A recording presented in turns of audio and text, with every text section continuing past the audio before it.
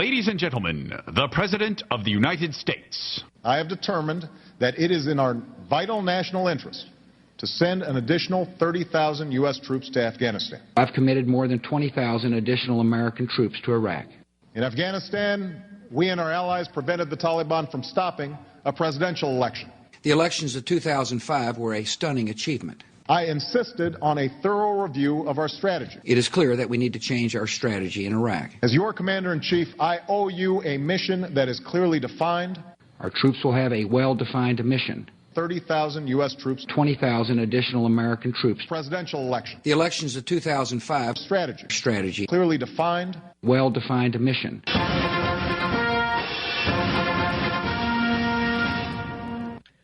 This is Michael Savage. As I watched President Stooge Obama last night reading a puppeteer's script, I was actually saddened. I was depressed. In fact, I went home from the studio and had a couple of drinks because I realized that he's not running the country. I mean, we knew that from the beginning, but it's the same military-industrial complex that has been running America off the rails for a long time now that's still running America off the rails right now.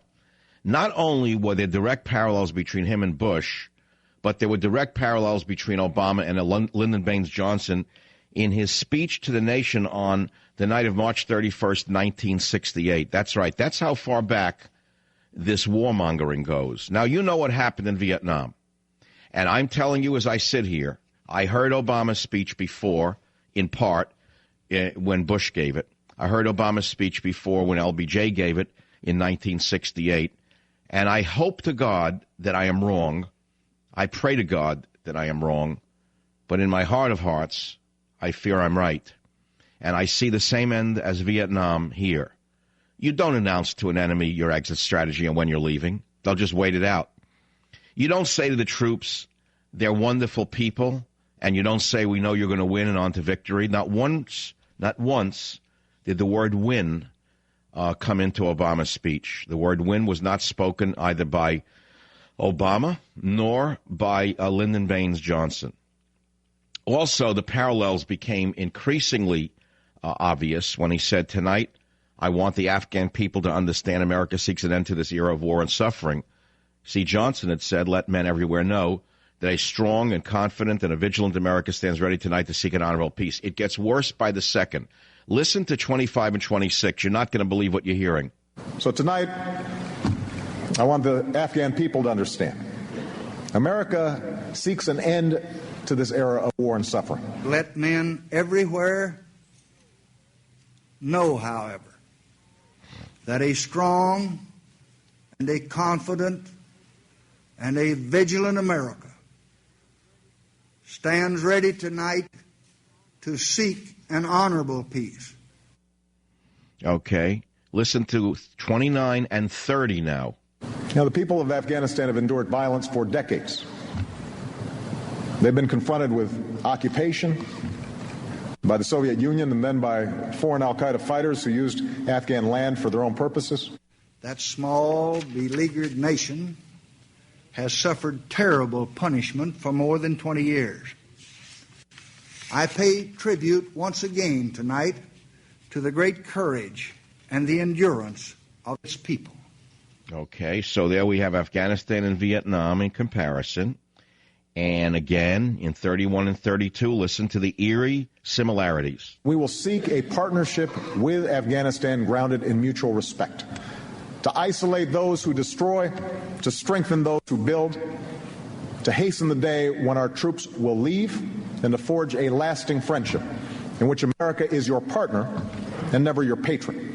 Over time, a wider framework of peace and security in Southeast Asia may become possible. The new cooperations of the nations of the area could be a foundation stone. Certainly, friendship with the nations of such a Southeast Asia is what the United States seeks. And now listen to what we've got for you now in the Savage Nation in 33 and 34. In the end, our security and leadership does not come solely from the strength of our arms. It derives from our people. The ultimate strength of our country and our cause will lie not in powerful weapons or infinite resources, or boundless wealth, but will lie in the unity of our people. Now, listening to LBJ, you know why so many people turn to marijuana and other drugs. You literally feel as though he himself is speaking while on glue. But putting the comedic aside, this is not comedy, this is tragedy. It may as well be the same cast of characters that ran America off the rails during the Vietnam War all over again. Instead of whoever the defense secretary is today, I think it's Gates, we had a despicable creature as defense secretary under LBJ named McNamara. Same exact mentality. No win, just peace and friendship. Not from the barrel of a gun, but from the barrel of a beer or something like that. We're going to be all friends. And that's why we lost in Vietnam, because we didn't use the barrel of a gun. We used instead this rubbish about peace with the Vietnamese. Now, if we haven't learned from our defeat in Vietnam, which apparently we have not learned, how in heck do you think we could possibly do anything that is successful, vaguely, remotely help me here, successful in Afghanistan? I am not the only one here. I may be an independent conservative who tends to the right side of things, which is true, but there are those on the left who are rational, whose politics I don't agree with, but they're rational. They're not irrational leftist psychos. They're not from ACT UP or whatever those groups are called, whatever those groups are. I don't even remember the madness of these groups. But Feingold is a mainstream leftist who himself, in clips 35 tells you what he thinks of Obama's speech. Listen. The president says we're doing this, we're adding 35,000 troops to finish the job. And I ask the question, what job? Because the president has been so eloquent in pointing out that our issue is fighting al-Qaeda. The argument falls apart when you realize that al-Qaeda does not have its headquarters in Afghanistan anymore. It is headquartered in Pakistan. It is active in Somalia, in Yemen, North Africa, affiliates of it in Southeast Asia. Why does it make sense to have a huge ground presence in Afghanistan to deal with a small al-Qaeda contingent when we don't do that in so many other countries where we're actually having some success without invading the country and attacking those that are part of al-Qaeda? It doesn't make sense. And Feingold, Senator Russ Feingold, said he will vote against funding President Obama's Afghanistan plan, which is pretty amazing. He's actually going to put his vote where his rhetoric is, which is very unusual in political circles.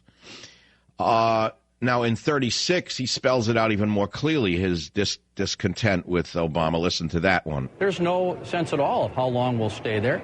The withdrawal doesn't even begin for a year and a half, and then there's absolutely no commitment to finishing the withdrawal. It simply says we'll begin a withdrawal. So, it's nice to hear the word, the notion that we might not be staying there forever, but there's no meat on the bones. And so that troubles me a great deal. You have this huge surge of troop buildup without any clear exit strategy.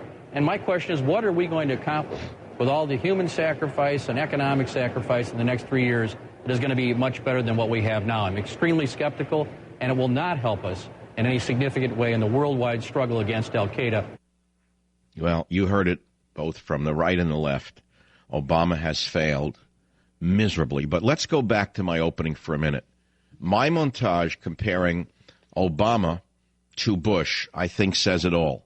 But I then went on to show you the comparisons between Obama and Lyndon Baines Johnson in his March 31, 1968 exit strategy in Vietnam speech. Both pledged to end the war, not to win it. The word win wasn't spoken in either speech. The word victory